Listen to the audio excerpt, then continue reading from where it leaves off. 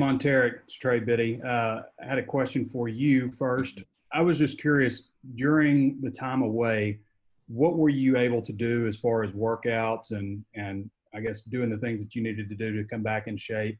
What were some of your goals? And then since you've been here, what have you been focused on to improve on next year? Well, during my time being out, I had surgery in January, and I had to do rehab, during that time. So I wasn't gonna be able to do the spring. So I was just working on my own and just doing rehab throughout the day. And my goal for the team is to be more vocal as a leader. Coming in my freshman and sophomore year, I didn't play that much, and I wasn't being vocal. So my goal is to be more vocal and being more involved with my And team. what was that injury? Sports hernia. Sports hernia. Okay. And Rakeem, Coach had mentioned that he wanted you to get better to improve your draft status as a pass blocker and as a receiver. How has that been coming along, and what are some of the things that you've done to improve in that area? Really this summer, really like over this little, virus, I just like in Houston, I go to like wide receiver workouts, stuff like that, and just catch the ball with them. And then pass blocking, I just been trying to get stronger, really, you know what I mean, in the weight room. So just getting big upper body. Thanks, guys. Tom? Hey, guys, this question's for both of you. What insight can you give us into what the strength and conditioning and the agility stuff you guys are going through, what it's like, who's rising up as leaders, and just what the spirit of those workouts are like? I can say for me, everybody been working at Teloff, and we've been listening to Coach Walker and everything, listening, going by him, and everybody been working out Teloff. The guys that emerged to me was Greg Brooks and Jerry Jacobs. Those guys have been stepping up lately, into leadership roles and improving their role. Yeah, Rakeem, if you could address that as well, please. Okay. Really just a lot of guys coming together, you know what I mean? Just a lot of teams not working out during this time, and we one of the teams that's, believing we're going to have a season and we're going to get it on. There's a ton of guys been stepping up. John Stephen Jones, D.D. Edwards, Simeon Blair. Guys like that just been, at it every day, steady. You know what I mean? So, those guys, I look at those guys push me to go harder. So, okay, and my final question is also for both of you. You guys are both in an age group that's young and healthy and vibrant. How difficult has COVID been for you guys at staying away from people, social distancing? How well have you done it? We done it very well. We listen to Coach Pittman and what he has to say, social distance every day, making sure we have our mask on and staying away from a large group of people. It spreads quickly. So we just following what Coach Pittman says. Yeah, and keeping your hands clean and your mask on, really just, being clean. So, like the workouts, we wear a mask in there. 6 feet apart. We get it in, you know what I mean? Thanks, guys. See, Nikki? Hey, Montaric, how do you feel about what your role is going to be? You mentioned Greg Brooks and Jerry Jacobs. Where do you see yourself fitting? Do you think you'll hold down that spot at corner like last season? Of course, that's always my mindset. My mindset is to dominate and handle my position. Making sure I do what I have to do. So yeah. And Rakeem, just how do you feel physically? How do you feel like you did achieving the goals that you set for yourself when you were back at home? Say that again. How do you feel physically, and how do you feel like you achieved the goals that you set for yourself when you were back home? I feel, honestly, this is probably the best I've ever felt. You know what I mean? This Corona time is good for me. You know what I mean? Because I never had really an off season to really like work out and stuff like that. So I've been having time really to just work on my body and get myself healthy for the season because it's my last one. Thanks, y'all. Bob? Hey, am I unmuted this time? We hear you, Bob, loud and clear. Must have been better rules. Hey, Rakeem, I was thinking about this. You know, I know you didn't play at A&M, but you were there with the staff. You had a JUCO staff. This is your Mhm. second Arkansas staff. So 4 staffs in 5 years, but you seem like you're rolling with the punches pretty well. What's that been like, and how do you think that's helped mature you? Just what are your thoughts on that? I mean, I thought about that actually the other day. I mean, it helps out a lot because I mean, I've learned a lot from Sumlin. I've learned a lot from just Coach Brown. I mean, Pittman, he's already been here, even Chad Morris, you know what I mean? Just from that standpoint. I mean, I've learned a lot in every single category. So it's been a struggle, but it's also been a blessing on top of it because, you know, you learn from what each coach got to offer and what he's about. You know what I mean? And for Montaric, you've obviously played a lot of great running backs in the SEC. Mm-hmm. I know you don't tackle Rakeem in practice, at least I hope you don't do anything to hurt him, but what do you think about him? Where does he fit in the group of running backs in this conference? What kind of season are you expecting from Rakeem? I mean, I'm expecting an incredible season. You know, Rakeem the best running back in the conference to me, so I'm expecting great things for him. Well, what about his game impresses you? His speed, you know, Rakeem is fast. A lot of people don't really think Rakeem's that fast, but Rakeem's very fast, and it'll surprise you and sneak up on you. I think he's fast. So anyway, but thanks, guys. First day back, Bob. You and Rakeem, we're going to line it up, 40 yards. Just give me a 10-minute head start. You might win that one. Mike. Okay. This is for both of you guys. A couple of weeks ago, these stories started breaking on ESPN and other places about, 22 players at Clemson tested positive. I think there was almost a third of LSU's teams. At one team they said was quarantined because they'd been out to these bars on some Dixon Street type place in Baton Rouge. Did you guys know about all that, and did it have an impact on you, kind of sobering thing where you go, whoa, we got to be careful? I mean, not really, because I've talked to a couple of players, I mean, like at Alabama, because Waddle's from Houston, you know what I mean? So I've talked to players like that. I mean, they're not at the school, but, I mean, I think it's just, I don't know. I think that's just crazy. It's that many people has the coronavirus, you know what I mean? Something's not right, because, I mean, obviously we're doing something right over here, It kind of surprised me,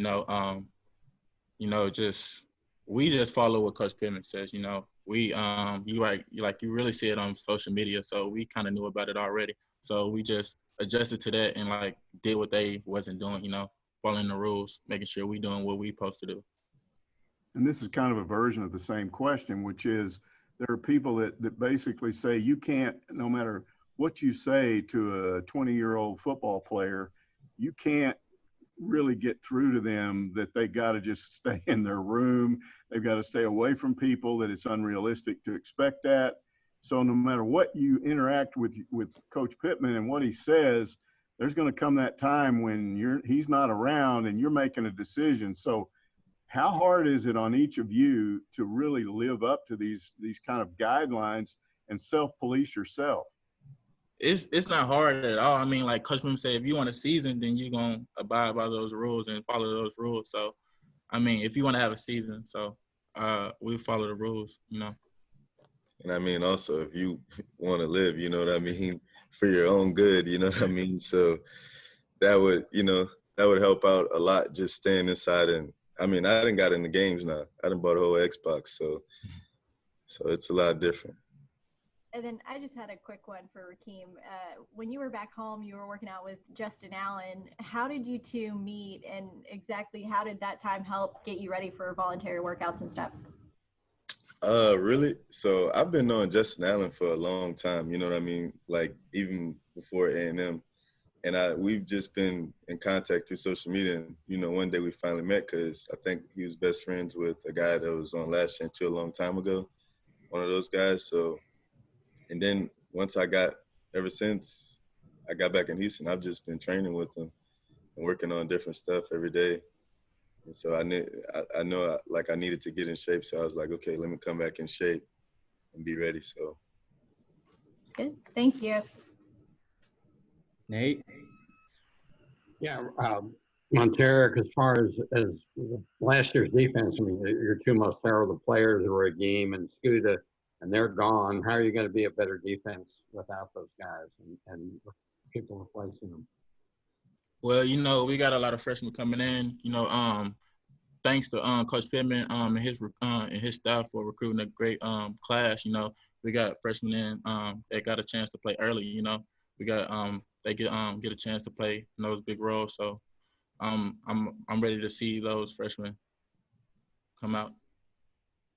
And Rakeem, the question I have for you is the offensive line that Sam talked about. Do you really notice a difference in their size and anybody in particular? You mentioned Cunningham. Anybody else that stood out as far as the offensive line?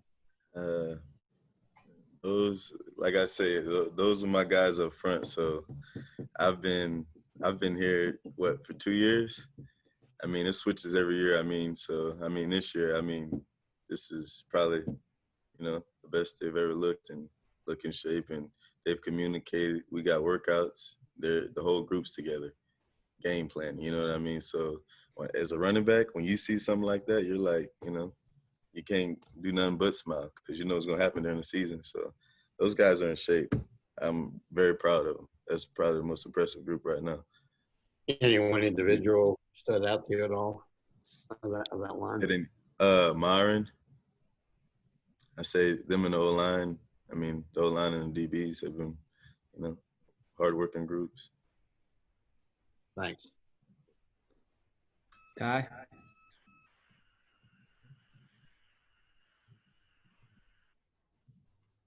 Yeah, guys, just looking back in this past couple seasons, when you look ahead to this year, why are you guys confident in the first year under Sam Pittman and in 2020 that you guys can get this thing going back on track?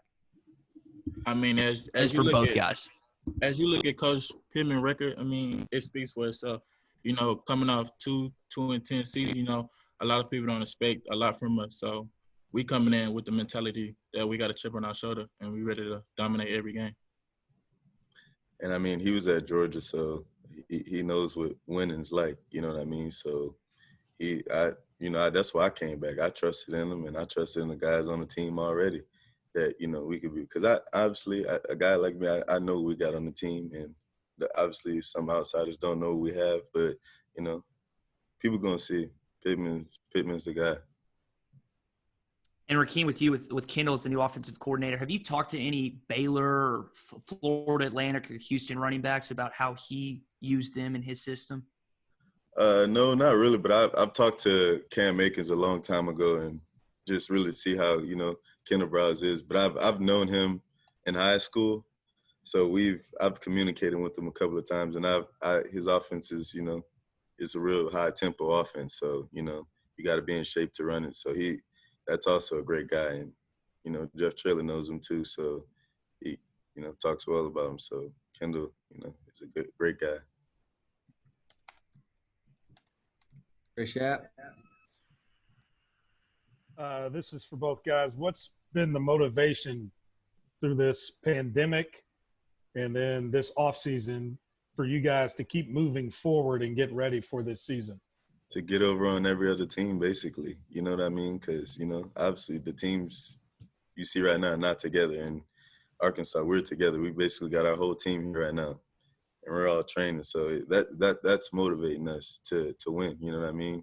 Obviously, we haven't been winning, so that's what we're trying to do. So we're going to need everybody.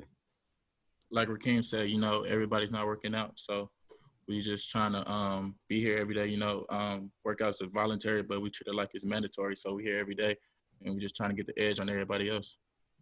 And then also for you, Rakeem, you just mentioned Jeff Traylor just a little bit ago. How much do you and he interact, and what's it like now with him down at obviously San Antonio, UTSA, and you're here in Fayetteville? Oh, man, it's, like I told him I was going to come see him, but I talked to him probably twice a month, I think. So I mean, it's good talks every time we talk. You know what I mean? So We got 5-6 minutes left here. Trey Biddy, got a couple more. You said. Yeah, I got a couple more. This is for both guys real quick. A lot of times when there's a coaching change, the new coach that comes in, the AD will look for somebody that's drastically different than the last coach. And I was wondering if there's anything that Sam Pittman brings to the table that that stands out as different, whether it's culturally or the way he communicates with you guys, or maybe something that was missing before that he's brought in. I was wondering if you guys could comment on that. Yeah, honestly, Pittman's obviously, as everyone knows, he's a straight up dude. He's gonna give it to you like it is. So I mean, coming in, I knew he was a real dude. You know, not most coaches gonna give it to you, you know, straight on the plate. They're gonna sugarcoat everything. But Pittman's gonna set you straight. He's gonna tell you, and you're gonna get it done. And if you don't, you're gonna have consequences. You know what I mean? Kind of old school type of coach. So I really like it. Yeah, Coach Pittman is a straight up guy. Like during the coaching change, you know, when we was looking for a coach and we found out Coach Pittman was gonna be our coach, it wasn't no mind of me transferring. You know, I knew I was gonna stay because Coach Pittman is a great guy and he was here previously. So Coach Pittman is a great guy and he's straight up. And Montaric, I was wondering if you could maybe tell us a little bit about how the secondary is looking. Like, who's working at nickel? Is Greg Brooks still going to be a nickel? Is Jalen Catalon going to be free safety? You know, who's working behind you? That kind of stuff when you guys just work out, or any depth chart that you might have in your head. So far, I don't know the depth chart, but I can say we got guys that will step up. You know, like Nick Turner, Jerry Jacobs. You know, Malik Chavis, Ladarius Bishop. You know, but I don't really know the depth chart right now. But look out for those guys. Those guys working hard too. Is anybody specifically working at nickel or expected to be there? Maybe Greg Brooks, Jerry Jacobs. That's it. Okay, thank you. Thanks, Kyle. Yes, sir. Tom, you want to wrap us up here? A couple questions.